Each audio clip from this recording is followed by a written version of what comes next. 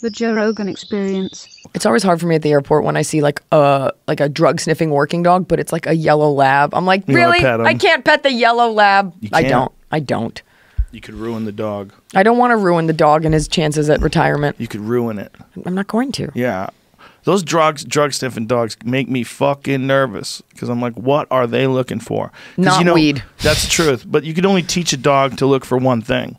You know, you can't say, hey, I want... The truth. The truth. You can't teach a dog, hey, I want you to look for guns and coke. Right. It's like residue. Right. Right. Right. Do you smell gunpowder? Do you smell marijuana? Like, what do you smell? Like, what do you train? You train the dog to smell heroin. Go find mushrooms. Bring them back. Right. Find them, you little fuck. Yeah, definitely the heroin, because I think you can make more things out of that.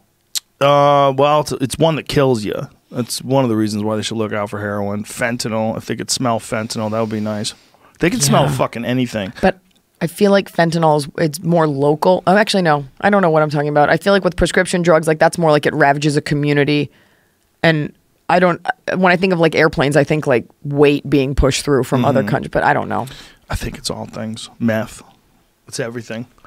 It's the really fucked up part about it is it's almost like what we were talking about with football, that football would be safer if there was no helmets. It doesn't make sense. And drugs would be safer if they were would all regulated. Be safer if they were legal. I feel that way about prostitution. Yeah. And I'm going to actually broach this here. I was going to write a joke about it. I'm just going to say it. I believe a state issued, if you apply for funding, for support, if you're going to school, like a loan, or the state's paying for you to go to school, you get a scholarship, you should also be able to apply for a state issued prostitute. If you are a little socially awkward, maybe you haven't had sex, because men get weird if they haven't been made privy to the way a woman is, or they haven't had sex and you're going to college.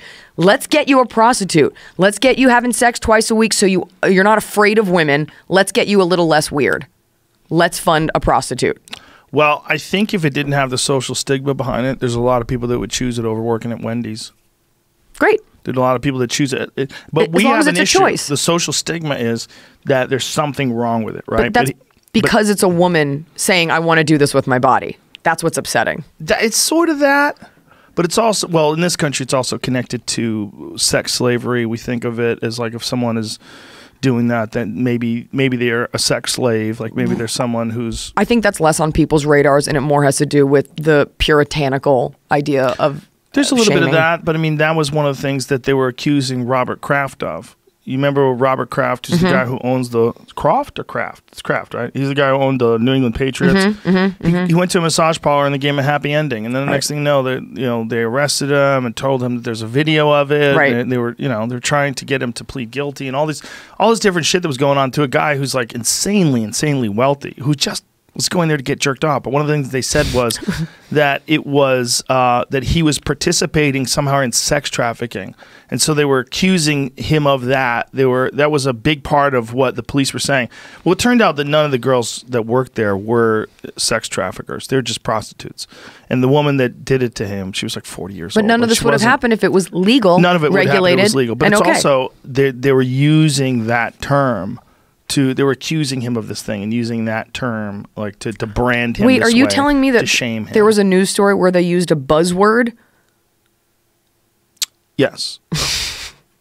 Yeah, it is a buzzword. Right. But it's a buzzword it's very specific in terms of like the difference in the consequences that you would want someone to face, whether they just went there to get jerked off or they participated in sex slavery. Right, you're not a part of a ring. Right. I mean, you are, because the ring ends with you. So because there's a demand for it, there is a supply. So that is by and large a part of the issue. And I say this not knowing a ton about sex slavery, but I do know that if you take away the stigma, and you can normalize things very quickly. Weed is a great example, right? Yeah. You could do that. And even we've done this with women and bodies and the way that we look at people who are overweight and we look at people with different things. Like we are getting to a place where it's less of a thing. I think you could do that with prostitution. I think so too. And it's fine. And look at it as like, this is her choice. And if there wasn't an exorbitant demand for it, it wouldn't be a thing. Yeah, it's just you can't tell people what to do with their bodies any other way except when money's involved. Yeah. That's where I have a problem with it. Except when taxes are involved. Yeah, but it's not even that. It's a societal position, right? It's like if we were going to vote on it, most people would vote on no prostitution because they don't want their daughter or their sister or their mother to be a prostitute. Or them. They don't want to be a prostitute. That's why they would vote on it. But it's the only thing that's completely legal to do. Like, not only that, but it's what sells everything. When Brad Pitt is fucking selling cologne, he's selling, I'm a hot man. If you get my cologne, you might get some pussy. I'm looking right at that mouth. Yes, look at him. It's beautiful. I agree. But that is the thing that is fucked up about all this. Like, a woman can have sex with as many people as she wants for free. But if she charges, then all of a sudden it's... But you can charge for a back rub? Like, what the fuck? Like, why is it... You're like, I'm getting off either way. But it just doesn't make any sense.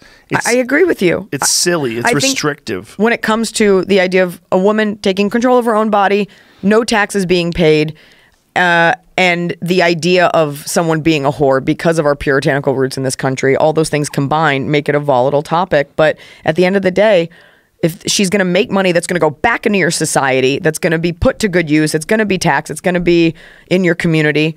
What do you care what she's doing behind closed doors? If it's safe and it's regulated, just like weed, all of a sudden, there's standards now. There's a way to sanitize this. Yeah, I think so. And they did it in Australia. They did it in Nevada. Yeah, parts of it. Parts of it, right. But in Australia, they have, it's full on there. You can do whatever you want. They have brothels. But I think it's also one of the things that we're conditioned to have a perspective on. It's similar to the drug issue. Like, I don't want my friends or my daughters or my mother or anyone I know to be a prostitute. Right. So we have this position on it. I also don't want them to do coke. But I don't think coke should be illegal. I don't either. I don't think anybody should be able to lock you in a cage because you want to get coked up. Imagine if it were legal, how many less people would be dying just in a drug trade. Yes, and how many more people would be aware of how much you can do because you'd get actual coke.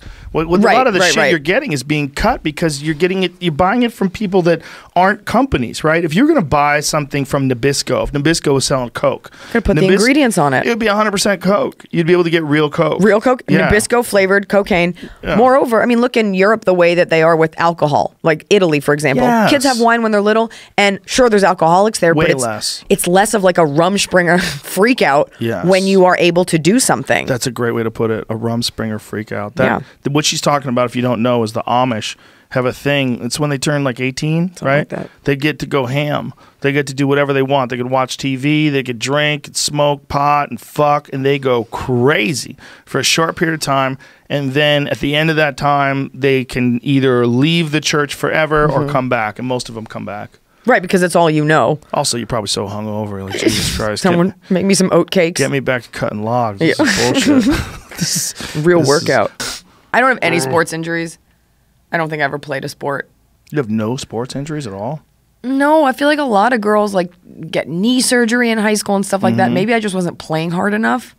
You don't have you never played any sport? I played sports. What'd I just don't have any. I played lacrosse. Oh, you were so white. So white. That's so white. It's such a private school thing. That's the whitest sport of all time. I played lacrosse in Texas. It's a rough sport, though. Oh. People don't know. People crack people with those sticks. What I lacked in genuine athletic ability, I made up for in aggression. Whoa. So there's nothing worse than an athlete that's not good, but they're very aggressive. Do you think that flavored you as a human? Maybe. Yeah. It wasn't cute. Well, it's not cute. Well, I think of girls playing lacrosse as like hair all over the place and fucking this face. In skirts, yeah. I got ejected from a game one time so hard that I wasn't allowed to sit with my team. Like, what's a shade beyond a red card? Like a black beating heart. What did you do? I hit a girl. With a stick? Yeah. With my car in the parking lot. I thought it meant your hand or something. No, I hit with my stick, and it was unlawful, and they made me sit next to my parents in the stands, and it was so humiliating. Good for you. I would pat you on the head. Good Our team was pretty good. Fuck those bitches up. I played defense, though, so I wasn't really a part of it. I had a buddy of mine that played lacrosse in high school, and I remember he was like telling me I was crazy to fight. And I was like, what's to stop someone from hitting you with those sticks? Yeah. Well, you guys are running into each other, man. I'm like, don't kid yourself. I'm like, you're doing something violent. You're just doing something violent under this weird pretend thing. Yeah, under pretend civility. Yeah. Boys get pads and helmets, and girls do not. What the fuck is that all about? Because girls aren't supposed to hit. It's a physical sport, but boys, it's like football with sticks. Did you just pick it up like a baseball bat and crack this chick in the head? Like, so how'd if you you do put it over your head and come down, that's not okay. Right. My nickname was I think it was Butcher, because my coach was like, you hold your stick and you come down so hard. Because you know what? It comes out on the field and women are not allowed to be aggressive. it's a thing where it's like on sports day, like, you know, wear skirt, be ladies, represent, and you got dudes just running around ripping people's heads off, raping villages. And one girl takes her shirt off at a World Cup game. Megan Rapinoe does something that's like, whoa, scandalous. And well, it's like, I just got back from the UFC. There was 3 women fights this weekend. That's a different thing. Pretty intense. And that's okay now. But for other sports, it's always expected that women conduct yourselves like ladies. Right. And I'm like, that's not, what? Sport. It's sport. It has nothing to do with the real world. It has to do with trying to win. But it also has to, I mean, you violated the rules, though. There's rules. Broke the rules. Because otherwise, like, if everybody was just swinging at each other, it would be a totally different sport. I was not great. And I own that. What did you do? Did you just swing it over your head? I probably just came down. Like a hammer? Yeah, like if you have too much like torque built up. Like I hit, and you're not supposed to. You know, hit her on the head? You can give a tap to get the ball out of the thing. I didn't hit her on the head. I think I probably hit her stick so hard. I don't remember. My friend was telling me people get concussions. High school was only like 2 years ago. I'm like, how many people you have been getting concussions from lacrosse? He was like, a lot. And I was like, bro, you're in a violent sport. It's a violent sport. It's a fucking violent sport. And it's oddly not a professional sport because I think it would be an exciting professional sport. It's a professional sport. But it's not. It's not a widely received one. You're not going to make any money playing lacrosse. It's like bowling. Right. It's not. Good luck but they do have it. I have a friend that plays professionally, and I don't know who's watching it, but they do it. Right. But wouldn't you think that it would be like hockey? Or like rugby? It would be like a legit, rugby should be our football. That's what I think. I think it would be Less better concussion. for the athletes, less concussions. They had less concussions back when they were playing with those little leather helmets and little tiny pads because you just couldn't do what these guys are doing. You're just smashing with your head as a battering ram.